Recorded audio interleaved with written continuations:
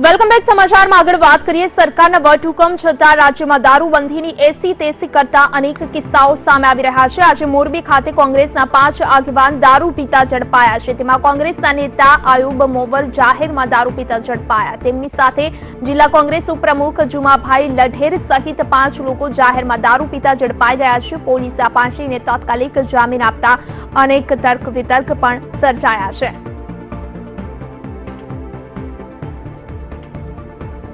આ અંગે વધુ માહિતી સાથે અમારા સંવાદદાતા હર્નિશ જોશી અમારી સાથે ફોન લાઈન પર જોડાયા છે. હર્નિશ, જે રીતે કહી શકાય દારૂબંધી બાદ કોંગ્રેસના 5 જેટલા આગેવાનો જાહેરમાં દારૂ પીતા ઝડપાયા, શું કાર્યવાહી થઈ રહી છે? જી, ખાસ કરીને જોઈએ તો મોરબીમાં જાહેરમાં દારૂ પીતા કોંગ્રેસ આગેવાનો અયુબ મોવર, પાલિકા સદસ્ય જેતુનબેનના પતિ, જિલ્લા કોંગ્રેસના ઉપપ્રમુખ એવા જુમાભાઈ લઢેર સહિતના આગેવાનો સહિત 5 ઝડપાયા હતા. એ ડિવિઝન પોલીસે ઝડપી પાડ્યા હતા અને હાલ તે લોકોને તાત્કાલિક જામીન આપી દેતા તર્ક વિતર્ક થઈ રહ્યા છે.